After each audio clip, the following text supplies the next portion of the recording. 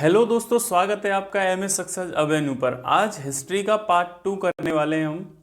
ठीक है, आज हिस्ट्री महाभ्यास प्रश्नोत्तरी का भाग 2 करेंगे। इससे पहले मैंने एक भाग कवर कर लिया है और वो वीडियो अपलोडेड है। ठीक है, उसको जाकर देखिए और फिर भाग 2 इसके बाद आने वाले पार्टों को। ठीक है, अब अगर अभी तक चैनल को सब्सक्राइब नहीं किया है तो पहले चैनल को सब्सक्राइब कीजिएगा। अगर वीडियो पसंद आए तो लाइक शेयर एंड ज़्यादा से ज़्यादा शेयर करके और कमेंट करके हमें ज़रूर बताइए कि वीडियो कैसा लगा। ठीक है, चलिए स्टार्ट करते हैं आज का क्वेश्चन 1। मैंने बताया था आपको कि एंसेंट से लेते हुए हम मेडिवल फिर उसके बाद मॉडर्न, ठीक है, सारी हम हिस्ट्री को कवर करने वाले हैं ऐसे ही महाभ्यास प्रश्नोत्तरी के माध्यम से। ठीक है, एक एक क्वेश्चन बहुत ही महत्वपूर्ण साबित होने वाला है। चलिए स्टार्ट करते हैं। आज का पहला क्वेश्चन है, सिंधु घाटी सभ्यता के शहरों की गलियां कैसी थी? तो जो सिंधु घाटी सभ्यता के जो शहर थे वो उसकी गलियां कैसी थी? तो उसकी गलियां आपको बता दें कि चौड़ी और सीधी, यानी कि इस क्वेश्चन का ए ऑप्शन सही हो जाएगा। आपको बता दें कि सिंधु घाटी सभ्यता जो थी अपने नगर नियोजन के लिए ही सुप्रसिद्ध थी। ठीक है, अपने नगर नियोजन के लिए ही मानी जाती थी। इस क्वेश्चन का सही ऑप्शन हो जाएगा ऑप्शन नंबर ए। ठीक है, नेक्स्ट क्वेश्चन है आपका, निम्न में से किस नदी के किनारे हड़प्पा और मोहनजोदड़ो के अवशेष पाए गए हैं? तो आपको बता दें कि हड़प्पा जो नगर मिला है वो आपका रावी नदी के किनारे मिला है। ठीक है, और मोहनजोदड़ो आपका सिंधु नदी के किनारे मिला है। तो इस ऑप्शन का अगर इस क्वेश्चन का अगर ऑप्शन देखें तो डी सही हो जाएगा, यानी कि रावी और सिंधु। आपको बता दें कि हड़प्पा जो नगर मिला है वो पंजाब, यानी कि प्रेजेंट टाइम में पाकिस्तान वाले पंजाब के एक जिला है जिसका नाम है माउंट गोमरी। माउंट गोमरी जिला में हड़प्पा की खोज हुई है रावी नदी के किनारे। इसकी खोज आपकी 1921 में दयाराम साहनी जी के द्वारा होती है। ठीक है, अगर मोहनजोदड़ो की बात करें तो ये प्रेजेंट टाइम में पाकिस्तान के ही सिंध प्रांत में एक जिला है जिसका नाम है लरकाना। लरकाना जिले में ये सिंधु नदी के किनारे मोहनजोदड़ो की खोज हुई है, जिसकी खोज 1922 में राखलदास बनर्जी के द्वारा की गई। ठीक है, इतनी बातें याद रखना है। नेक्स्ट क्वेश्चन है, सिंधु घाटी सभ्यता की लिपि है। तो सिंधु घाटी की सभ्यता की जो लिपि है वो कैसी लिपि है? तो वो है आपकी अज्ञात, यानी कि अज्ञात लिपि हम इस माध्यम से कहते हैं कि ये लिपि प्राप्त तो हुई है लेकिन पढ़ी नहीं जा सकी। ठीक है, लिपियों के पढ़ने के आधार पर हम इतिहास को 3 भागों में वर्गीकृत करते हैं। पहला होता है आपका प्राग ऐतिहासिक काल, प्राग ऐतिहासिक काल। दूसरा होता है आपका आद्य ऐतिहासिक काल और तीसरा होता है आपका ऐतिहासिक काल। ठीक है, प्राग ऐतिहासिक काल ऐसा काल जहां पर लिपियों का कोई वर्णन नहीं मिला है। ठीक है, ऐसे लिखित साक्ष्य हमें नहीं प्राप्त हुए हैं, तो उस कैटेगरी को, उस काल को हम प्राग ऐतिहासिक काल में डालते हैं। ठीक है, जैसे कि पाषाण काल। अगर आद्य ऐतिहासिक काल की बात करें तो हमें लिपि तो प्राप्त हुई है लेकिन पढ़ा नहीं जा सका है, जैसे सिंधु घाटी सभ्यता। ठीक है, और ऐतिहासिक काल की बात करें तो जहां से हमें लिपि भी प्राप्त हुई है और उसको हम पढ़ने में सक्षम भी रहे हैं, जैसे अगर वैदिक काल के बाद का भारत देखें तो। ठीक है, तो इतना बातें इसमें याद रखनी है। सिंधु घाटी सभ्यता की लिपि कैसी थी? तो अज्ञात, अभी उसको पढ़ा नहीं गया है। ठीक है, नेक्स्ट क्वेश्चन है आपका, सिंधु घाटी सभ्यता का बंदरगाह कौन सा था? ठीक है, तो सिंधु घाटी सभ्यता का एकमात्र बंदरगाह था लोथल, जो प्रेजेंट टाइम में गुजरात के अहमदाबाद जिले में भोगवा नदी के किनारे है, जिसकी खोज आर.एस. विस्ट ने की थी। ठीक है, नेक्स्ट क्वेश्चन है आपका, नेक्स्ट क्वेश्चन है, निम्नलिखित में से किस वेद में प्राचीन वैदिक युग की सभ्यता के बारे में सूचना दी गई है? तो इस क्वेश्चन का सही ऑप्शन हो जाएगा ऑप्शन नंबर ए। ठीक है, ऋग्वेद में। तो ऋग्वेद सबसे पुराना वेद है हमारे वेदों में। ठीक है, जिसमें आपको बता दें 10 मंडल 1028 सूक्त और 10,462 ऋचाओं का संकलन किया गया है ऋग्वेद में। ठीक है, तो 10 मंडल हैं, 1028 सूक्त हैं और 10,462 इसमें ऋचाएं हैं। ठीक है, अगर सबसे ज्यादा ऋचाओं की बात करें तो 250 यानी कि 250 ऋचाएं इंद्रदेव को समर्पित हैं और 200 ऋचाएं तुम्हारे अग्नि देवता को समर्पित हैं। ठीक है, और इस वेद का जो पढ़ने वाला होता है उसको होत्र या होता बोलते हैं। ठीक है, इतनी बातें ऋग्वेद के बारे में याद रखना है। ठीक है, नेक्स्ट क्वेश्चन है आपका, वैदिक गणित का सबसे महत्वपूर्ण पाठ है। तो वैदिक गणित का सबसे महत्वपूर्ण पाठ क्या है? वैदिक गणित का सबसे महत्वपूर्ण पाठ है सुलभ सूत्र। जो सुलभ सूत्र है वो वैदिक गणित का सबसे महत्वपूर्ण पाठ माना जाता है। नेक्स्ट क्वेश्चन है आपका, भारतीय शासन के प्रतीक शब्द सत्यमेव जयते निम्नलिखित में से किस ग्रंथ से लिए गए?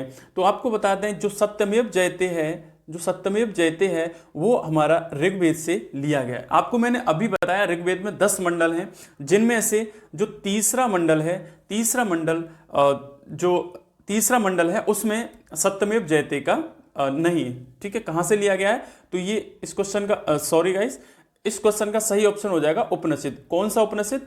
मुंडकोपनिषद। मुंडकोपनिषद से हमारा सत्यमेव जयते लिया गया है। ठीक है, जो हमारा आदर्श वाक्य है प्रेजेंट टाइम में भारत सरकार का। ठीक है, तो इस क्वेश्चन का सही ऑप्शन कर लेना, ए इस क्वेश्चन का सही ऑप्शन है। ठीक है, उपनिषद कौन सा उपनिषद? तो मुंडकोपनिषद से। ठीक है, सत्यमेव जयते लिया गया है। नेक्स्ट क्वेश्चन है आपका, आयुर्वेद के वैद्य चिकित्सा का भगवान किससे माना जाता है? तो आपको बता दें कि चिकित्सा का भगवान आपका धन्वंतरी को माना जाता है। C option is the right answer.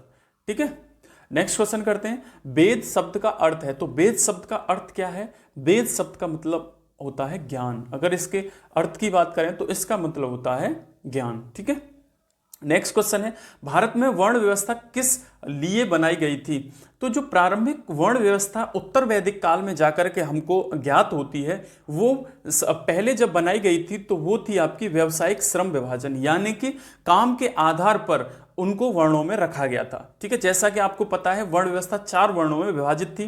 पहला ब्राह्मण, दूसरा क्षत्रिय, तीसरा वैश्य और चौथा शूद्र, यानी कि 4 भागों में ये वर्ण व्यवस्था विभाजित थी उत्तर वैदिक काल में जाकर। ठीक है, वैदिक काल में जो वैदिक काल था, यानी कि ऋग्वैदिक काल में ये व्यवस्था जो थी वो व्यावसायिक श्रम विभाजन था, लेकिन देखते ही देखते उत्तर वैदिक काल में ये व्यवस्था जाति आधारित व्यवस्था बन जाती है। ठीक है, तो इतनी बातें इसमें याद रखना है आपको। तो इस क्वेश्चन का सही ऑप्शन हो जाएगा ऑप्शन नंबर डी। ठीक है, सबसे पहले ये व्यावसायिक आधारित थी, यानी कि जैसा व्यवसाय जो करता है उसको उस कैटेगरी में डाला जाता है 4 वर्णों में से। ठीक है, फिर उसके बाद उत्तर वैदिक काल जैसे ही आता है तो उसमें क्या हो जाता है, ये जन्म आधारित व्यवस्था बन जाती है। ठीक है, नेक्स्ट क्वेश्चन है आपका, भारतीय संगीत का उद्गम किसमें खोजा जा सकता है? तो भारतीय संगीत का उद्गम जो खोजा जा सकता है वो आपका सामवेद संहिता, यानी कि सामवेद में। ठीक है, सामवेद को ही भारतीय संगीत का जनक हम कहते हैं।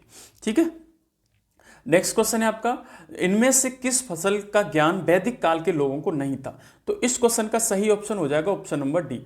तंबाकू जो था वो वैदिक काल में प्रचलित नहीं था, ना उनको इसका ज्ञान था। अगर तंबाकू की बात करें तो जब पुर्तगीज इंडिया में आएंगे, यानी कि जो पुर्तगाली थे वो तंबाकू की खेती को अपने साथ लेकर के आएंगे। ठीक है, तो नेक्स्ट क्वेश्चन है आपका, अगर क्वेश्चन अच्छे लग रहे हो तो वीडियो को लाइक, ज्यादा से ज्यादा शेयर और कमेंट करके जरूर बताएं। ठीक है, तो नेक्स्ट क्वेश्चन करते हैं, वैदिक युग में राजा अपनी जनता से जो कर वसूल करते थे उसे क्या कहते थे? तो जो राजा, यानी कि हम कबीलों को यहाँ पे राजा का नाम से संबोधित कर रहे हैं, जो कबीले होते थे उनका जो मुखिया होता था वो राजा कहलाता था। ठीक है, तो राजा कौन सा कर लेते थे? तो इस क्वेश्चन का सही ऑप्शन हो जाएगा ऑप्शन नंबर ए। ठीक है, तो क्या हो जाएगा, बलि। जो बलि था वो बलि राजा, यानी कि वैदिक काल में ही जो ऋग्वैदिक काल था उसमें बलि जो था वो स्वेच्छा से दिए जाने वाला एक कर था, लेकिन जैसे ही उत्तर काल आया उसमें इस कर को बाध्यकारी बना दिया। ठीक है, इतनी बातें इसमें याद रखना है। नेक्स्ट क्वेश्चन है आपका, वैदिक आर्य का प्रमुख भोजन था? तो वैदिक आर्य का जो प्रमुख भोजन था आपको बता दें दूध और इसके उत्पाद, यानी कि दूध वैदिक आर्यों का प्रमुख भोजन था। गाय बहुतायत मात्रा में थी, तो इनका जो प्रमुख जो व्यवसाय था वो पशुपालन था। ठीक है, तो क्या था इनका व्यवसाय? पशुपालन। ठीक है, नेक्स्ट क्वेश्चन करते हैं, क्रमानुसार निम्नलिखित चरणों में से कौन सा विकल्प सही है? तो आपको बताना है जो उत्तर वैदिक काल में आकर के जो सामाजिक व्यवस्था एक 4 भागों में डिवाइड हो गई थी। ठीक है, तो वो उनमें से कौन सी एक व्यवस्था का सही क्रम है? तो इसका सही क्रम हो जाएगा आपका ऑप्शन नंबर ए। ठीक है, ऑप्शन नंबर ए, यानी कि ब्रह्मचर्य, आपको बता दें कि इस व्यवस्था को 100 यानी कि मनुष्य की 100 साल उम्र मान करके बांटा गया था। 25 साल यानी कि 0 से 25 साल ब्रह्मचर्य, 25 से 50 साल गृहस्थ, 50 से 75 साल वानप्रस्थ और 75 से 100 साल सन्यास। ठीक है, 25-25 साल का एक एक डिवीजन कर दिया गया था। ठीक है, ब्रह्मचर्य, गृहस्थ, वानप्रस्थ और सन्यास। ठीक है, नेक्स्ट क्वेश्चन करते हैं। क्वेश्चन नंबर अगला है आपका, वैदिक आर्य, ऋग्वैदिक आर्य जो थे एक ग्रामीण सभ्यता के निवासी थे, क्योंकि आपको बताना है इनमें से वो क्यों वैदिक आर्यों को ग्रामीण सभ्यता का निवासी माना जाता है। तो इस क्वेश्चन का सही ऑप्शन हो जाएगा, ऋग्वेद में गाय का कई जगह वर्णन है, बिल्कुल सही है। बहुत सारे युद्ध गाय के लिए लड़े गए, बिल्कुल सही है। पुरोहित को उपहार के रूप में गाय दी जाती थी, ये भी सही है। तो हम तीनों के आधार पर कह सकते हैं कि उपरोक्त सही है, यानी कि ऋग्वैदिक जो आर्य थे उनका ग्रामीण सभ्यता थी, उनकी जो सभ्यता थी वो कैसी थी, ग्रामीण। तो हम ऋग्वेद में कई जगह गायों का वर्णन करते हैं, क्योंकि ये पशु, इनका जो प्रमुख व्यवसाय था वो क्या था, वो पशुपालन ही था, जिसमें महत्वपूर्ण एक पशु था गाय। ठीक है, तो ग्रामीण सभ्यता हम इसके आधार पर कह सकते हैं। नेक्स्ट क्वेश्चन है आपका, आर्य अनार्यों के साथ अपने संघर्ष में सफल रहे। जो अनार्य थे उनको हराने में आर्य जो थे वो कैसे सफल रहे, तो इस क्वेश्चन का सही ऑप्शन हो जाएगा ऑप्शन नंबर डी। उन्होंने घोड़ों द्वारा चलाए जा रहे रथों का प्रयोग किया था भारी मात्रा में। ठीक है, तो इसके आधार पर वो अनार्यों को हराने में सफल रहे थे। ठीक है, नेक्स्ट क्वेश्चन है आपका, निम्न में से योग के प्रणेता कौन थे। तो योग किसने स्टार्ट किया था, तो ये किया था आपका पतंजलि ने। ठीक है, पतंजलि ने योग के प्रणेता थे कौन, पतंजलि। ठीक है, इस क्वेश्चन का ए ऑप्शन सही हो जाएगा। नेक्स्ट क्वेश्चन करते हैं, निम्न में से कौन चिकित्सक नहीं था, यानी कि चिकित्सक कौन नहीं था निम्न में से। तो आपको बता दें कि जो चार्वाक था, यानी कि जो सी ऑप्शन है इस क्वेश्चन का सही ऑप्शन हो जाएगा। सुश्रुत चिकित्सक था एक, चरक चिकित्सक, धनवंतरी तीनों लोग इनमें से चिकित्सक थे, लेकिन चार्वाक चिकित्सक नहीं था। संस्कृत भाषा का पहला व्याकरणकर्ता कौन था। नेक्स्ट क्वेश्चन है, तो संस्कृत भाषा का पहला व्याकरणकर्ता आपका पाणिनि। जो पाणिनि ने अपनी एक पुस्तक लिखी थी अष्टाध्यायी। अष्टाध्यायी संस्कृत भाषा व्याकरण में लिखा गया पहला संस्कृत ग्रंथ है, जिसमें मौर्य युगीन काल की जो व्यवस्थाएं हैं वो उसने लिखी हैं। ठीक है, पाणिनि, तो इस क्वेश्चन का सही ऑप्शन हो जाएगा। और इसके द्वारा लिखी गई कौन सी पुस्तक है, तो अष्टाध्यायी है ना, अष्टाध्यायी, ये आपको याद रखना है। नेक्स्ट क्वेश्चन है आपका, निम्न में से किस वेद में बलि सूत्रों को शामिल किया गया है। बलि सूत्रों को शामिल करने वाला वेद है आपका यजुर्वेद। यजुर्वेद में आपके कर्मकांड, यज्ञ, बलि आदि इत्यादियों का वर्णन किया गया है। ठीक है, नेक्स्ट क्वेश्चन है आपका, मनुस्मृति किस विषय वस्तु के साथ संबंधित है। तो मनुस्मृति की बात करें तो इसका जो प्रेरणा थे वो थे आपके मनु। तो ये किससे रिलेटेड है, ये है आपकी कानून व्यवस्था से रिलेटेड। ठीक है, कानून से, तो इस क्वेश्चन का सी ऑप्शन बिल्कुल सही हो जाएगा। नेक्स्ट क्वेश्चन है, कंबोडिया के किस प्रसिद्ध मंदिर में रामायण और महाभारत के चित्र दर्शाए गए। तो इस क्वेश्चन का सही ऑप्शन हो जाएगा option number C, Angkor Wat. जो कंबोडिया का अंकोर वाट का मंदिर है उसमें रामायण और महाभारत के चित्र दर्शाए गए हैं। ठीक है, दुनिया के विशालतम मंदिरों में से एक है ये मंदिर। नेक्स्ट क्वेश्चन है, उपनिषद शब्द का शाब्दिक रूप से यह अर्थ होता है। तो उपनिषद का सही अर्थ क्या होता है, इसका सही अर्थ होता है पास बैठना, यानी कि उपनिषद यानी गुरु के पास बैठ करके ज्ञान को प्राप्त करना। ठीक है, ये आज का लास्ट क्वेश्चन था। आशा करता हूं आपको क्वेश्चन अच्छे लगे हो। अगर क्वेश्चन अच्छे लगे हो, आपको साबित हो रहा हो कि ये हेल्पफुल साबित होंगे हमारे लिए, तो हमारी वीडियो को लाइक, ज़्यादा से ज़्यादा शेयर एंड सब्सक्राइब जरूर करें।